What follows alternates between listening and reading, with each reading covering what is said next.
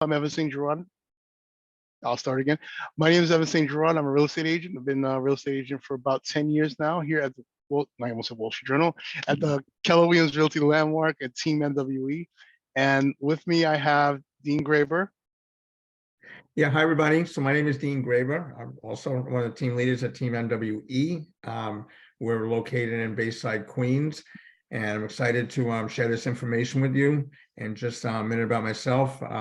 I've been in the mortgage business 24 years, and about 12 years ago, I switched to selling real estate. And I've been at Keller Williams, same office, same team, working with Evantz for the last 12 years, working with Andrew lately, more recently, and with Tushanna for the last year and a half. And it's been a pleasure with that. And I'm gonna now have Tushanna introduce herself.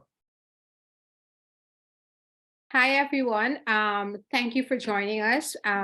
Not only celebrating life and dealing with everyday issues, this is something we also need to think about and to prepare. So anything that we can be able to help you and educate you on, we'll be more than happy. And I'm happy to be part of this journey. Thanks. And I am Andrew Jaloza. I'm the principal attorney here at the Estate Planning and Elder Law Group. We do estate planning, elder law, asset protection, estate settlement, real estate, and a few other things. But what we do is we help families. That's what we do here at the Estate Planning and Elder Law Group.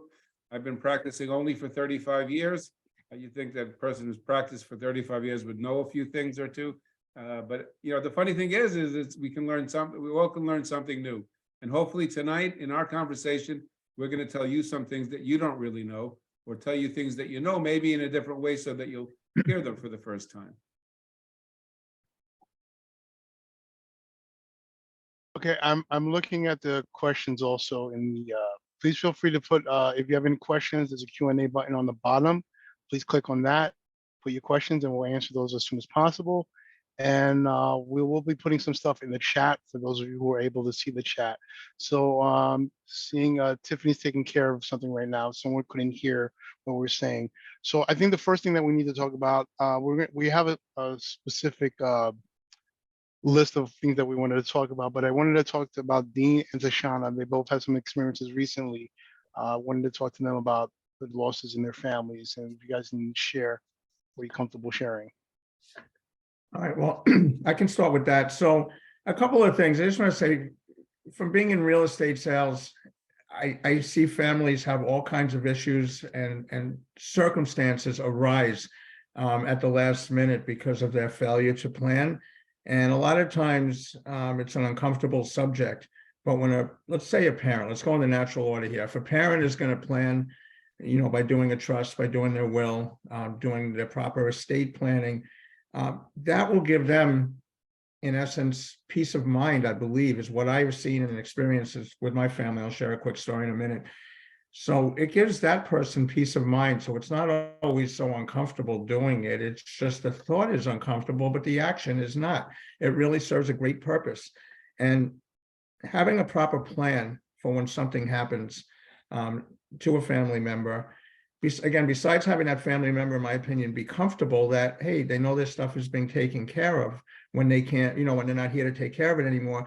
But also the kids, let's say, again, natural order stuff, let's say, so the kids not fighting, don't have different sets of expectations. People don't come out of the woodworks looking for stuff, from the family, and it just, you want to have, I don't want to say a pleasant situation, but you don't want to have the family argument ensue because of, a mom or dad's wishes and how things should be, and sometimes there's a lot of kids, maybe there's 5 or 6 kids or other family members, and it only really takes one person, in a sense, to kind of slow things, the natural, the process down of just the whole family, just, taking things to the next step.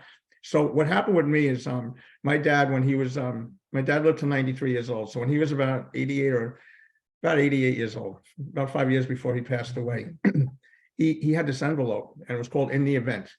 And every time we came, not every time, but most times when we came to his home, my sister and I would walk in and he'd say, hey kids, I just want to show you the envelope's right here. He'd show us the drawing. He said, I just updated it, and he'd get all excited. So this is where my statement or my comment comes from. It it makes the parent or the person doing the preparation calm, that they know that their stuff is being taken care of, And so my dad had this thing at the end of the event, and it was everything.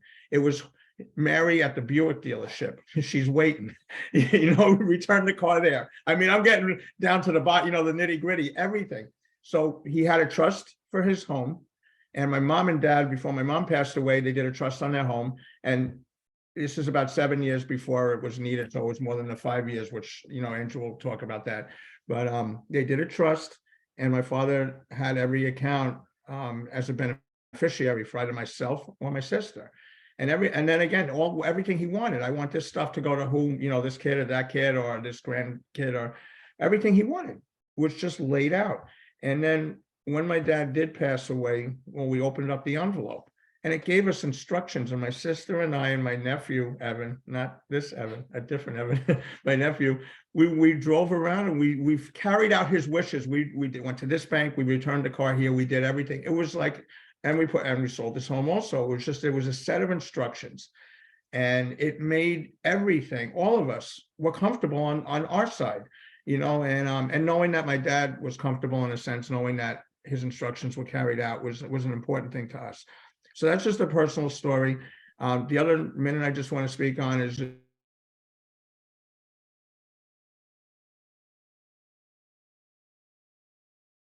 You muted yourself, Dean. sorry about that. I see other families, when their time comes, and they're either slightly underprepared or woefully underprepared, one or the other. The slightly underprepared is actually worse, because they think they're prepared and they haven't finished everything. They've had conversations with their family, but never really acted on everything. They have this great big handshake guarantee, of understanding of what we all want. But New York State is there with a different opinion, because nothing was properly documented the way it should be. So without getting into details, I mean, I'm not gonna, I could take the whole hour with war stories. That's no fun. Nobody's gonna benefit from that. So we're not gonna share any of those. But you don't want to create a war story that someone else is gonna say, hey, you can't believe what happened to, such and such. So that's why I'm personally really happy that everybody is here. And I'm happy this is put together, and I'm happy for the professionalism of Andrew and of Tiffany, to help us get this message out to as many people as possible. So thank you. Thank you, Dean. Tushanna, you wanted to share something?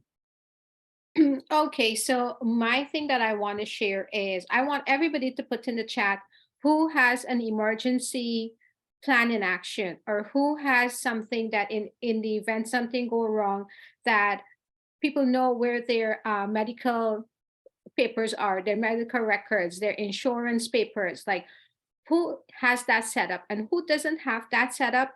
I'm giving you a homework to make a folder, that you have it in a safe place, that you have your emergency, your contact. If you have a health or a medical POA, put all of that information in there, everything that need to know that is going to make your stay, and even access to your mortgage, your bank payment, or who is taking care of that. Does your spouse have the password to your accounts? Do they know where everything is, right? Because we see things happen on a daily, and I'm sure we've had more than one instances of you see somebody today, you speak to them today, and tomorrow they're not here, right? I'm sure we're not the only person to do that. So make yourself safe and secure, and help your loved ones to have that financial stability also, which Andrew is going to talk about how we can do this, because having a will and an estate helps you to have that peace of mind. All right, with that being said, Andrew, the floor is going to be yours. I think the first topic, if I don't see any other questions here right now, first topic is power of attorney.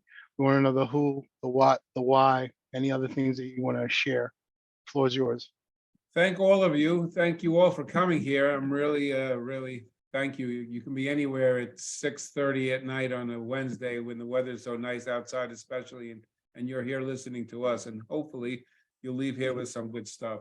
I think that both Tushanna and Dean touched on the fact that in my office, we see two types of planning. We see vertical planning and we see horizontal planning. Anybody want to put into the chat or raise their hand or in the Q&A and tell me what you think vertical planning is? Vertical planning, what do you think it is? Anyone?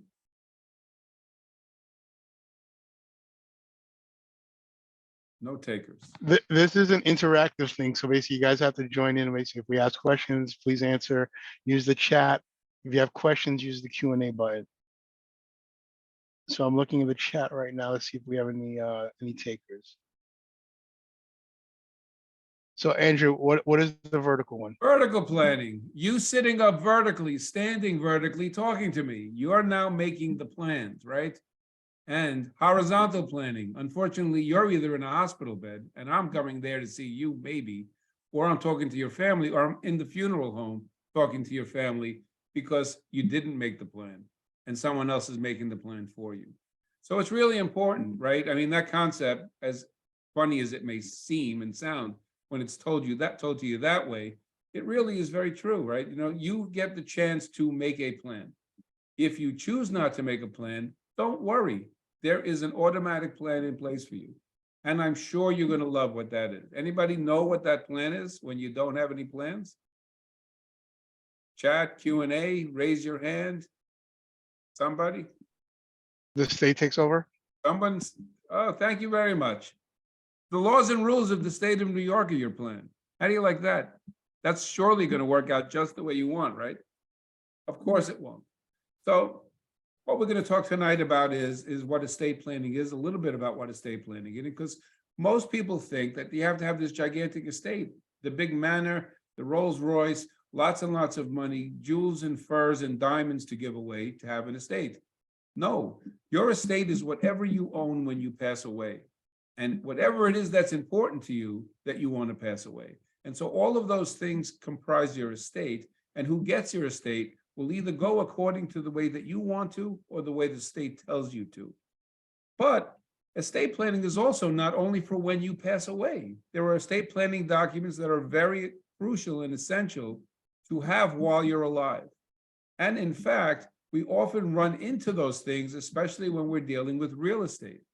When you're dealing with real estate and someone becomes incapacitated, how are you going to deal with grandma's, mom and pop's house if something happens to them and you need to do planning because you didn't do the pre-planning to try to protect that house against long-term care, or even just to sell it so that you can get the money to pay for the care for your parents?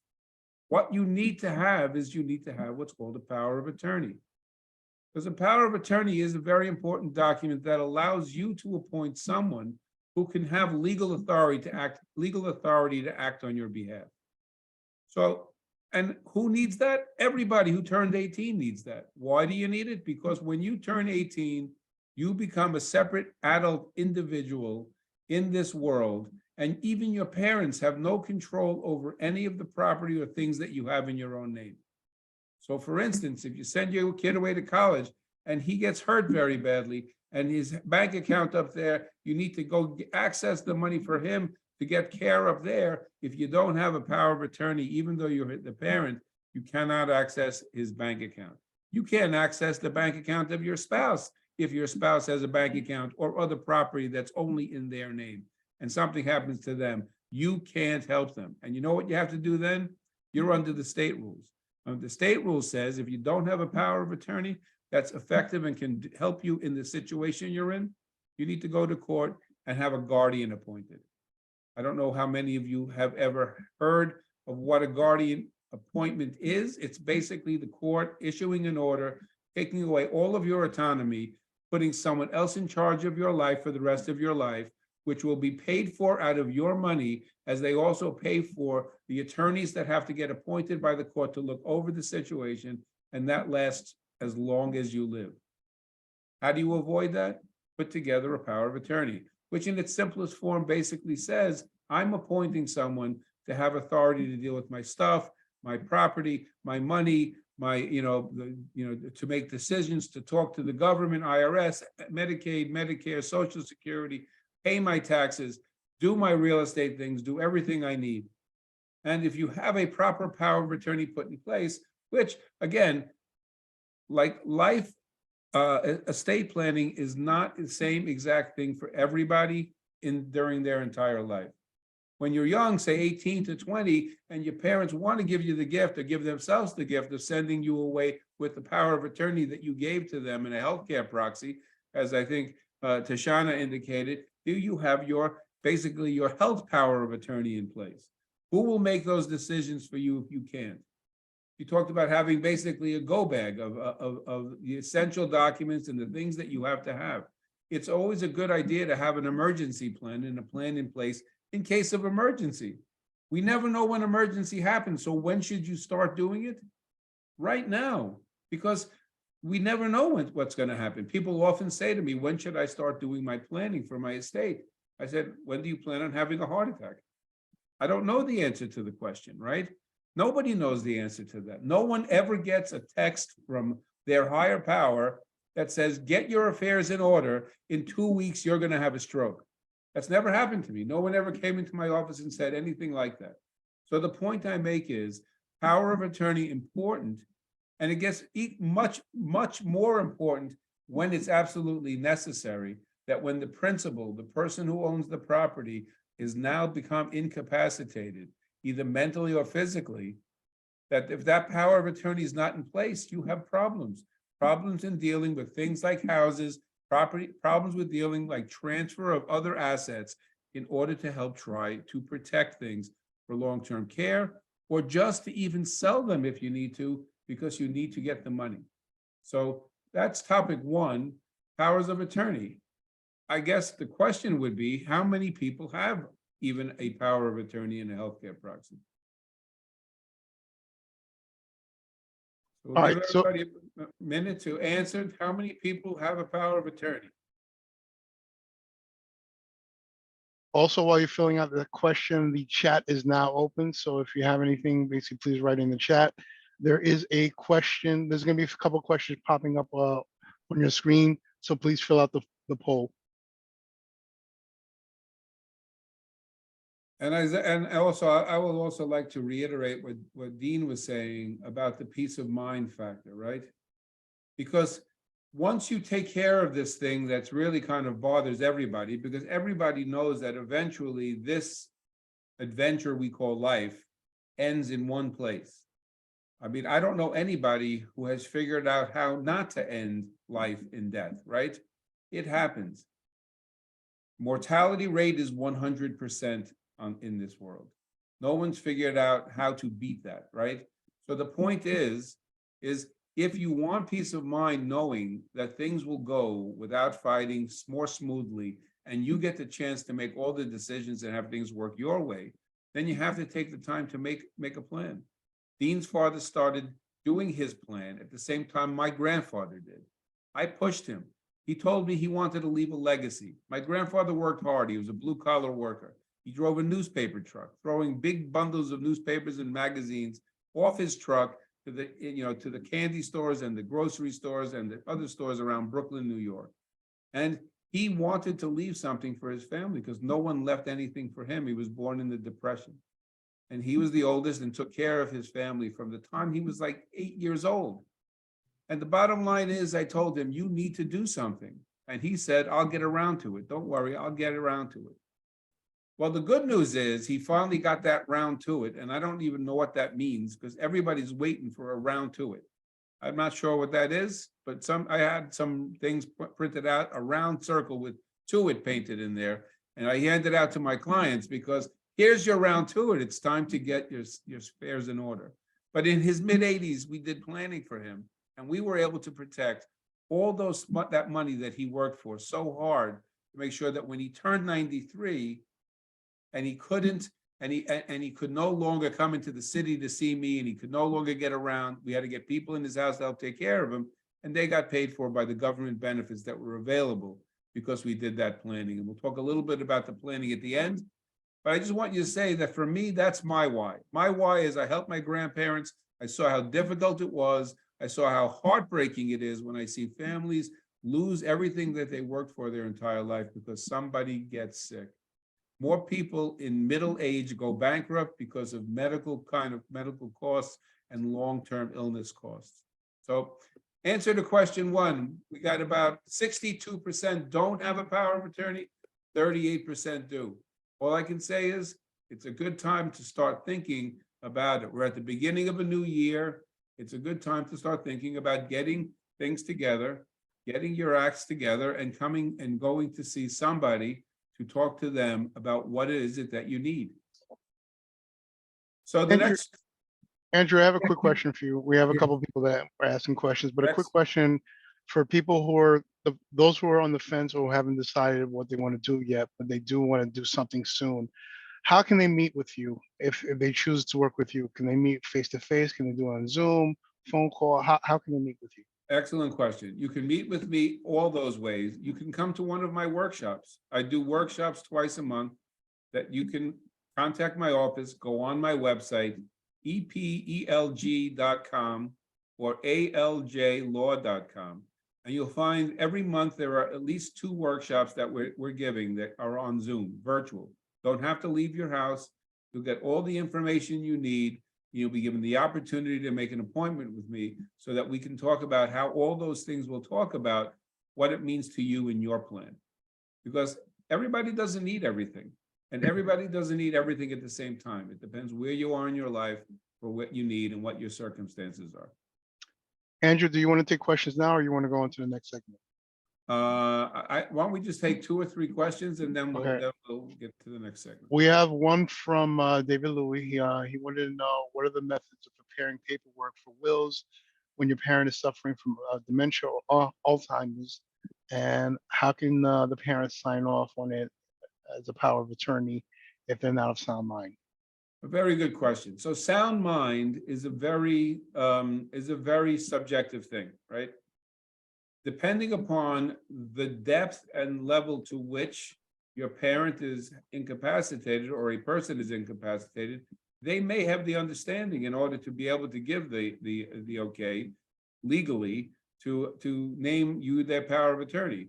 It's a good idea to have for us to speak and find out and have a conversation with mom or dad or whoever it is that we're talking about, because they may be able to understand to the extent that they need to what they're doing and the significance of what they're doing to give you the power. If you can't, and there's the only next alternative really is guardianship, going in and having a guardian appointed. There's always something that can be done. The best thing to do is get it done as early as possible so that you don't find yourself in that position where the person is incapacitated and then can't do it. All right, and our second question is from Hoda. What about a state's distribution of property when someone dies interstate? That's a good segue because we're going to talk a little bit about wills, right? We're going to talk about wills and estates and how that affects real estate. That's what I think is a good topic for this. So that's a great point. So when you die with a will, you have now taken the opportunity to go in and create your own rules, right? You've gone in and you said, this is why I want things to go to, and you say how you want it to go and when. You name a person who's going to do that. That's called your executor. And now when you die, the things that you own in your own name will go according to the laws, will go according to the probate of that will. What is the probate of the will? The probate of the will is what activates that will that you created while you were alive. So upon passing, it's not like the executor automatically has all the powers they need and the authority to gather your assets and give it out the way you want. In fact, the executor is executor in name only, because until the court issues authority, that your executor really can't do anything, including can't even gather the assets. So that's what a will do. In order, when you pass, you get to say who gets what and when. You cannot disinherit your legally wed spouse. That's something you can't do with a will, but you can then name anybody else you want who will get your property. Regardless, there is no law that says your children have to get something. If you don't want to give it to your children, you don't have to. You don't have to give it to anybody else. But the point is, you can take the bull by the horns and make your own decisions about who gets what. Especially important in relationships that are not that traditional marriage type of relationship. When people are legally wed, they have certain property rights to their decedent, their dead spouse's estate, right? Their property, they have some rights to that. If you are living together for 30 years and you have 3 children even, and you call yourself husband and wife for all this time, you are not. There is no common law marriage in New York State. So if you pass away, then you die as if you have no will. And if you die with no will, your partner for 30 years gets nothing because they're not part of the family tree. What do I mean by the family tree? So you mentioned the word intestate. When you die intestate, it means you die without a will. The laws of intestacy provide the rules that say not only what you have to do, and that process is pretty much identical to going through probate, and even more of a hassle because you don't even have a will. So now you go, not only do they tell you what you have to file, where you have to file, who has to sign it, when it has to be signed and filed, they also tells you who gets your money. So if you die with no children and no wife and no parents, and you have brothers and sisters and you hate 3 of them and love 3 of them, all 6 of them are getting an equal share from your estate if you die without a will. So again, if you want to make plans that have a better chance of carrying out your wishes and making sure that they happen, you need to take the initiative to make plans, because otherwise it's going to go just the way it goes. And again, same-sex couple, not married, leave money or property, don't leave a will, your partner's not getting anything. It just doesn't work that way. The laws of intestacy provide no property rights to people other than people who are legally married. So intestate means that you died without a will and the property has to be administered. I see there are a couple of questions. You want to take the one from Hoda? She wanted the question was the next of kin, not husband or children or any children, get your Social Security benefits. Your husband or children get your Social Security benefits, and that's it. It doesn't go to next of kin. Your Okay. Social Security benefits and your children only get it if they're under 18 or disabled. We also have from David Liu, can you explain the spend down method when it comes to having adequate income saved in order to qualify for a home care purposes and medical bills, excuse me. So can I defer that to towards the end of what we're doing? Because that's what Sure, we're about Medicare. sure. Yes, spend down, what we all don't want to do. So again, real estate, owning real estate, who owns it is another important thing. As Dean probably knows very well, you get yourself a house, you have a house, or someone calls as a real estate broker, they call you, we have this house, we want to sell it, it was in the family, grandpa owned it with grandma, and then she died, and then grandma died, grandpa got remarried. The house belonged to who? I don't know. The point is if you have no will, what's going to happen is that when one died, their claim to the property died with it. If you're not the children, grandchildren of all of the people who own that house, and you only belong to one side of it, you're more likely not going to get any part of that house. You have no authority to sell the house because you don't own it, right? That's what happens. So you now have the situation, you have a buyer, you have a seller, everybody wants to move forward. What's the title look like? There's dead people in the title, there may be problems. Andrew, I just want to say, I know you're talking about a situation because we've had this conversation, recently. And I just want to say to people out there, a lot of times people think, well, I have a will, or my parent had a will or has a will. But I would also and again, this is just out of left field, but I would take that will and show it to a professional. Let's say they did it 10 years ago. How do you know it was done correctly? Like, you could have this false sense of, hey, we're okay, but we're not okay. You want to be, but something like that is simple to fix. And it's just by being proactive and Absolutely. and showing to someone who knows what was done 10 years ago, any amount of time ago, just previously. And I would just have it checked. I have a very good example of that. I do. Two gentlemen lived together for 40 years. They were like, they were a couple for 40 years. And they went online, they went to whatever, I'm not going to talk about which company's program they used to produce this thing called a will. And they did what they thought they had to do, they signed it. So the gentleman died.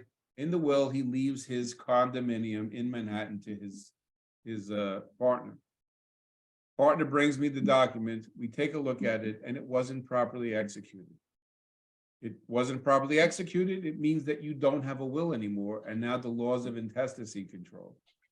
This condo was worth $5 million. The gentleman's second cousin got the condo because that was the next of kin, and his partner did not get it, despite the fact that he knew that the partner was supposed to get it. He offered the partner $30,000 to just as a consolation prize, which he turned down, which I thought was pretty brave of him. But those are the kind of things that happen. As Dean said, when you create your plan, it's not like set it and forget it. Things change in your life. You also need, like you go and inspect your car every year, you go to the dentist to check your teeth. You have to check your estate plan every once in a while because things in your life change. And when things change, you should also know that you need to go change your estate plan quite often. So we have some more questions? We have a lot of questions. I'll start with, can you add a third witness to your original will so the will can be authenticated without having a witness proxy and affidavit? I don't know. There's a lot of, using a lot of terms in that one. But Yeah, I'm assuming that's an attorney. when you have a will, you should also have what we call a self-proving affidavit or affidavit of attesting witnesses. Because otherwise, if you don't have that and the witnesses sign the will, you need to find the witnesses quite often to have them create that affidavit or bring them into court. So you can imagine if you have a will that's signed 40 years ago by two people who worked for a lawyer that's long ago retired, what problems you're going to have having that will go through probate. And quite often it won't go through probate because you can't get the witnesses to testify that that was the original will and they saw it done. So again, I don't know about adding a witness later on. I've never heard of that. But the point is having a proper will drafted properly with attesting affidavit is very, very important. And when the people who are doing divorces decide to do some estate planning and do a will for you, they may not get that correct. So you're saying get somebody who specializes in this? Well, when you have a Ferrari, you don't go to like the guy who fixes Volkswagens, right? And I'm not saying he doesn't fix Volkswagens well, but he doesn't deal with Ferraris. So my point is, yes, it's a good idea to get someone, because in addition to, just knowing what we're doing, having the experience of seeing all the things that often go wrong and being able to make the corrections and to protect future people from that same mistake is also a very important thing. Yeah, we have a question from Jeremiah. If a child inherited a property from the mom who died, what documents do they need to show that they own the property legally? Dean, you want to handle that, or Andrew? Andrew, you can handle that one. Oh, thank you. So I'm trying to understand. So they have a property. It was inherited by the child. Inherited by the child, how? The parent passed away, I believe. In this case, the daughter and the mother basically own the property together. Okay. And the mother passed away, and it was left to the daughter. So that is a good question, because that brings up the understanding of what legal ownership means, right? So if you own a property with your mother and you own it as tenants in common, meaning that you own it and she owns it with no designation that there is a right of survivorship, then when your mom dies, if you are the only heir, then technically you would be entitled to it. But it doesn't automatically go to you. If you have a right of survivorship, it would automatically go to you. Go ahead. I just want to, so with that said, because the tenants in common and joint tenants with right of survivorship, I think, again, possibly that's something that you should check also, no matter what, that your deed is how you expect it, because it might have gotten drawn up again 10, 20 years ago, and who knew? And this is just what was done. Well, here's another example that happened today. So I get a call from a friend who's also a client. And her husband's mother recently passed away, and her husband's mother's husband, who she married like 4 months ago, now allegedly owns the house that they live in, which that house was owned half by the mother and half by her husband, right? Previously. So she's freaking out because she's hearing that, you know, that his stepfather now owns the house. And so she called and I went to take a look. There is a deed. The last deed of record goes from the mother to the husband back in September. But I told her, you have to look at the chain of title and see what that deed could possibly have transferred, because when his mother got divorced from his father, the father and his mother transferred the property to the mother and to the son, and with no designation, which meant tenants in common. Each of them owned half.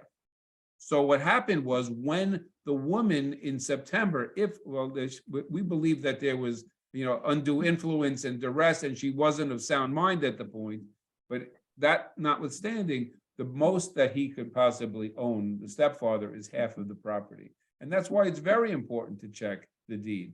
It's very important to check the deed and to understand where that deed fits in the other line of deeds that are on the property. So it's hand in hand with estate planning, is understanding who are the next of kin in case of passing on in intestacy, right? I mean, Andrew, sorry, the next couple of questions have to do with trust. So I know you're gonna be leading into that conversation. perfect.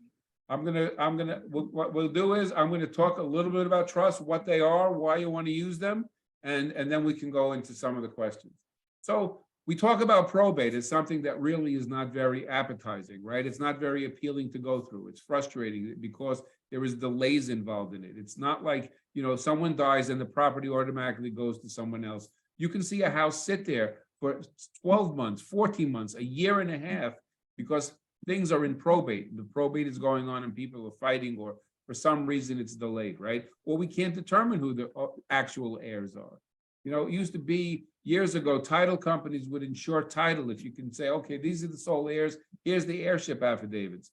They don't do that anymore. If a house is worth anywhere near $1 million, they will not transfer by sole heirs in the first year after death. That's just their blanket rule. Some of them say 2 years after death, because what they're afraid of is people who are coming out who are going to make claims to the title who are not taken care of. Probate or administration establishes who the heirs at law are and make it legally binding on whoever goes forward. So there's no risk to the title company. And the reason why we say that all is there's ways of avoiding having to deal with all of that. And that is by, instead of doing your testamentary planning using a will, use a trust instead. So why would we use a trust? Well, if you want to avoid probate, that's one. That's a very important reason that people create trusts. Like Dean's father, he knows how simple, Dean realized how simple it was going to be for him, and it turned out to be so simple to pass on the property to him and his siblings after his father passed, because they took over. His father put them in charge. No need to go to court to get the court's approval. No need to do anything other than to call, get the buyer, figure everything out. They'll establish the title. They'll read the trust. They say Dean is in charge and we're selling the house. And we didn't have any taxes to pay either. Thank you. Because what happens is when you wait till you die to pass on your property, you get a step up in basis, which means that all the appreciation passes tax-free and you don't have to pay the capital gains on the profit between when your parent bought the house and when your parent passed away. So good reasons to do estate planning, good reasons not to give away your houses or your real property to your children while you're alive. Not to mention the fact that once you pass that ownership into your children's name, you run the risk of the things that happen in their lives negatively affecting your house, right? Or your son's wife, who you don't like all that much, is basically telling you that you're living in her house, right? Things like that happen. So you avoid that by holding on to it. But what is a trust? A trust is a legal agreement between three parties. You have the grantor, the person whose property that is in the trust. You have the trustee, that's the person who's managing the property. And you have the beneficiaries, or the people who are entitled to it. By the way, the result of our poll is about 10% of the people who answered, because only 10 people answered. So one third of the people answered, and 10% of those people have a trust. And why do you want? So a trust is this agreement you create. You put all of your own rules in there. It's self-activating. There is no dealing with the courts to activate it. There's no approval of anybody. All the decisions get made in your living room or my conference room. And a trust allows you to own property in a way different from you, which is important for several different reasons, one of which is avoiding probate. Because whatever property you put in the trust, whether it's a revocable trust or an irrevocable trust, is not a probate, will not have to go through probate. What a trust is really, it's like a little red wagon. A little red wagon. Is this guy crazy? He's talking about a little red wagon at this estate planning thing. What's wrong with him? Oh, no, I'm talking about it because it makes a good analogy. A little red wagon and a revocable living trust are the same thing, just different, because one is a little red wagon and one is a trust. But what I mean by that is think of all your assets as gift wrap boxes, right? You have a big one for your house, little bit smaller one for your car, tiny ones for your bank accounts. And you're kind of walking through life with your stuff, right? Furniture, fixtures, everything you have, all the clothing, jewelry, and all your stuff. And after a while, your stuff kind of owns you instead of you owning your stuff. But more importantly, you kind of have all this stuff that are in your arms. Something happens to you, you fall down injured, ill, or dead. What happens to you? You hit the ground. What happens to the stuff? Those boxes kind of go all over the place, right? Who's going to pick up those boxes? Well, if you have a power of attorney in place and you're either ill or mentally ill and incapacitated or incompetent, your power of attorney agent can bend down, pick up those boxes and help you with them, right? Because you told them that you could, and the world knows it because you have that piece of paper. And if you die and you have a will, your executor can pick up those boxes. But they can't even pick up the boxes until you go through probate. Rather than carrying all those boxes, take them, put them in your little red wagon. You got them in your house in there, you got your car, you got all your things that you own in there. Pull the handle, off you go, and everything's great until you get injured, ill, or dead. What happens? You hit the ground? What about the boxes? Did they go all over the place?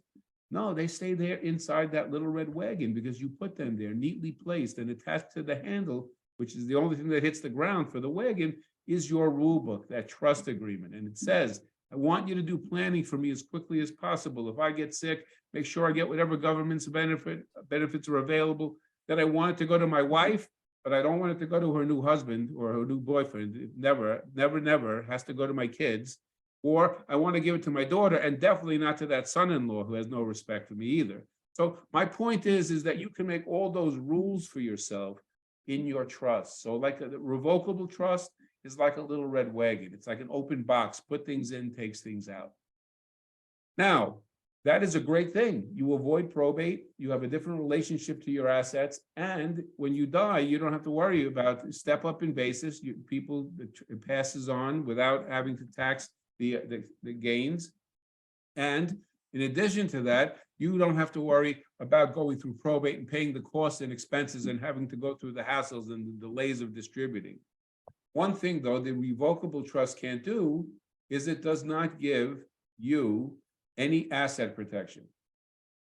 Why would we need asset protection? Well, we need asset protection because what if you're worried about Medicaid, long-term care costs, right? Or what if you're worried about, if you're a doctor and you're worried about getting sued for malpractice, you want to make sure you at least protect your primary residence. Having that kind of trust, doing that kind of planning will allow you to take control of the problem of long-term care costs. It costs $17,000 a month to go to a nursing home.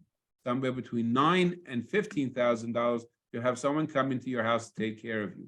All of that stuff will cost whatever it is that you own unless you do some kind of planning. Planning means think ahead, understand that there are look-back periods for Medicaid and other things, and there's spend downs. If you have too much income, they will require you to spend down your income on your care, unless you use some planning techniques to protect that. If you have assets, they want you to sell your assets and use your money unless you have protected it. That's what we use trusts for, to protect your real estate assets, to protect your other assets from not only creditors, but also long-term care costs.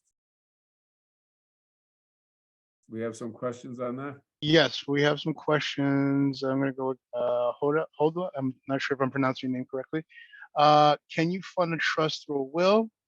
Are there restrictions that one must consider?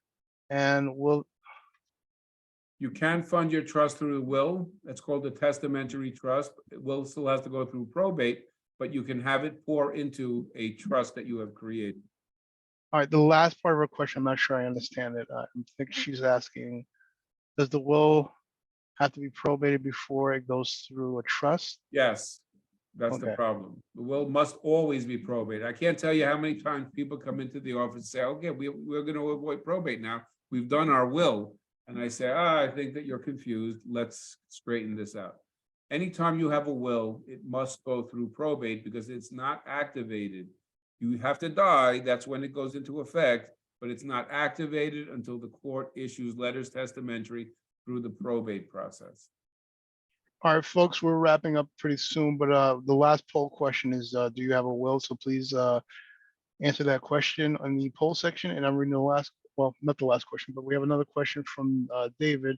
If a person who solely owns a co-op and is married with kids, if they leave the co-op in the will for the wife and wife or kids, will the co-op management honor that transfer of ownership?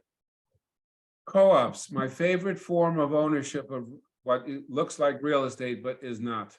They are, it's hard to say. I can't really answer the question. And the reason I can't answer the question is that every cooperative is different.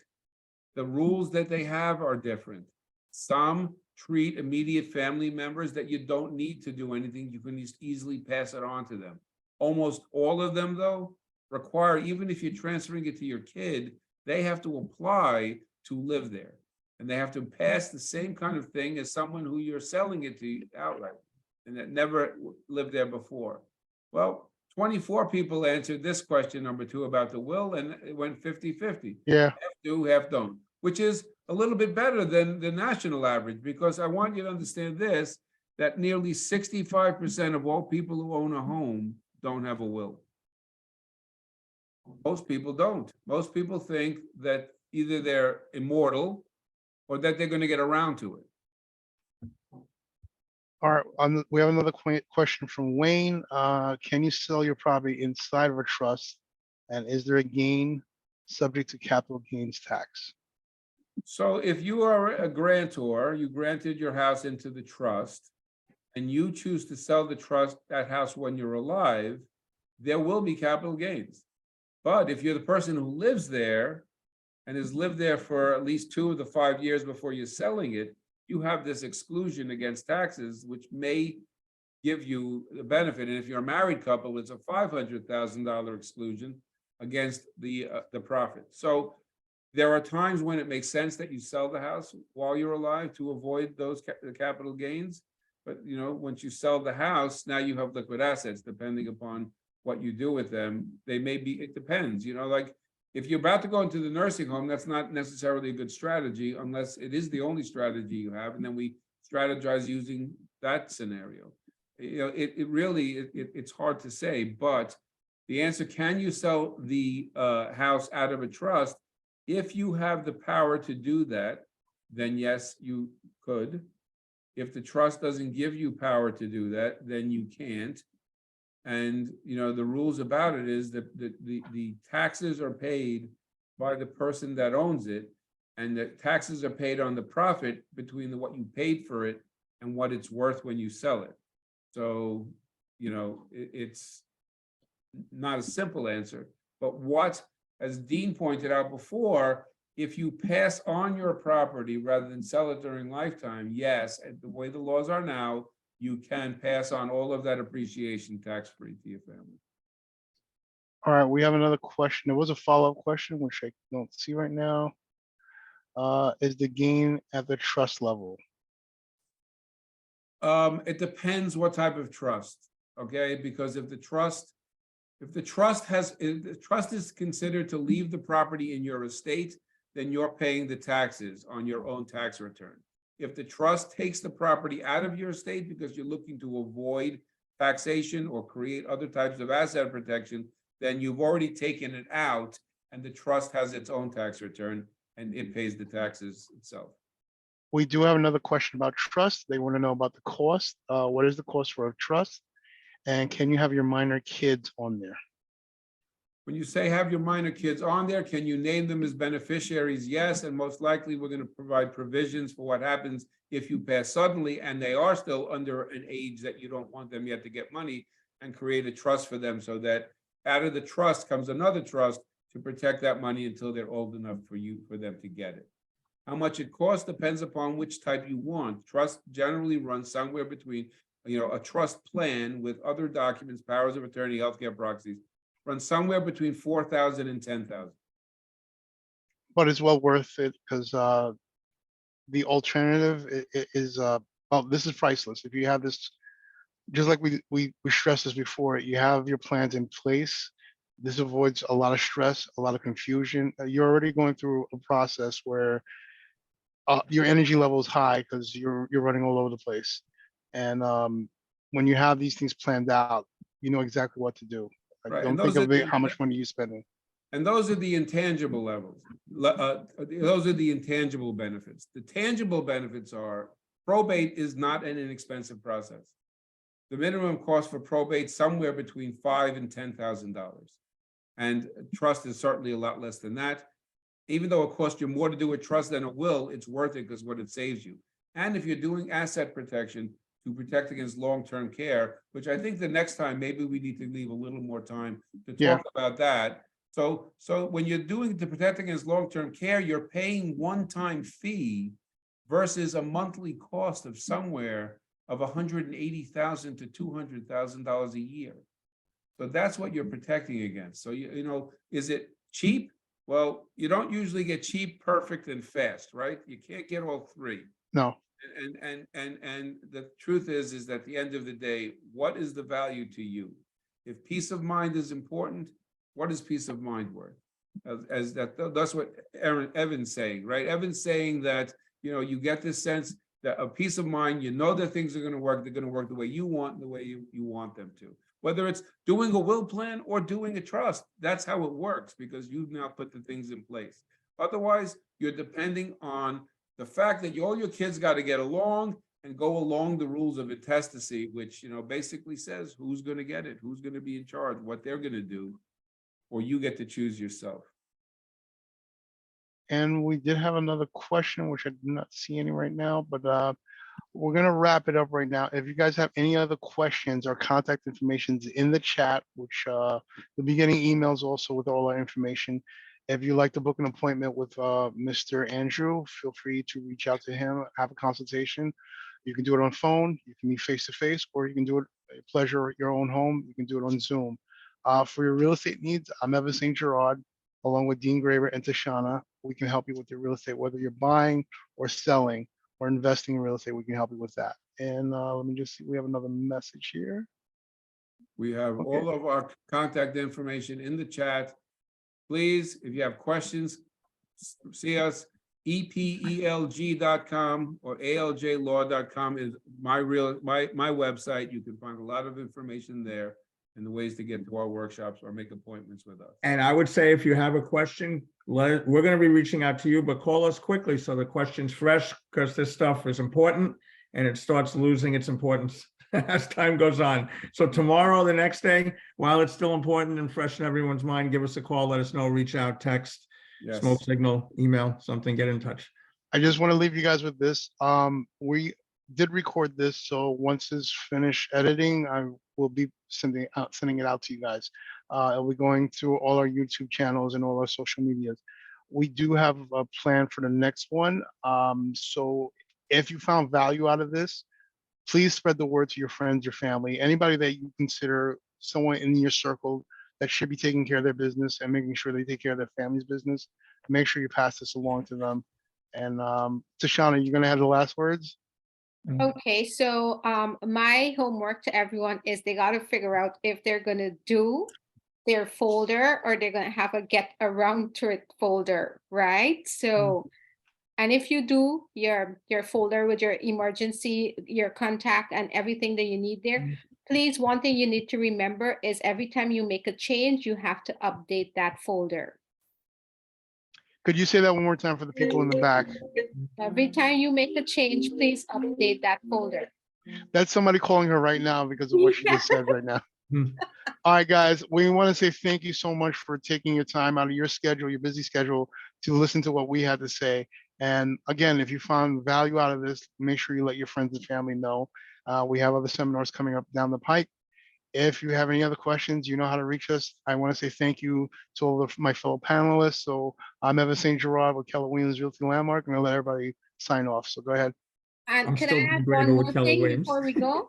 Sure.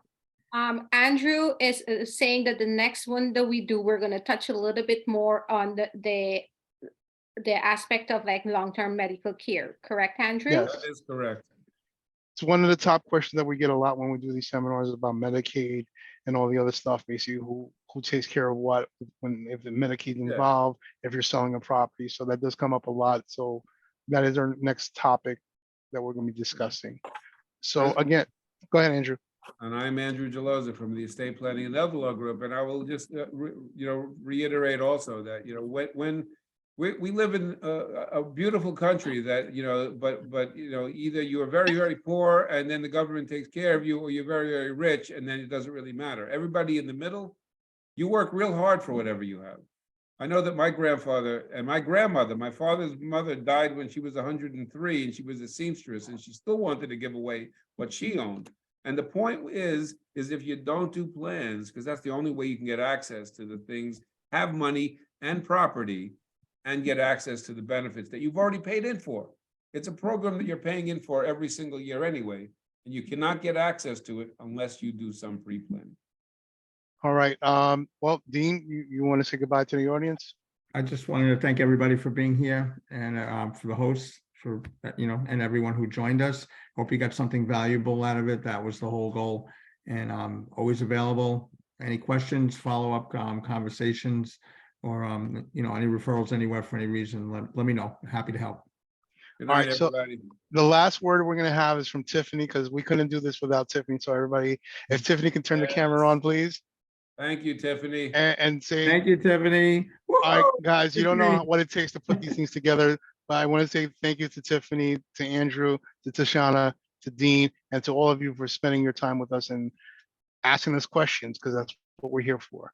On that note, wish you all the best. Talk to you soon. Bye. Bye-bye. Good night, everybody. And thank you. Another great show. Okay.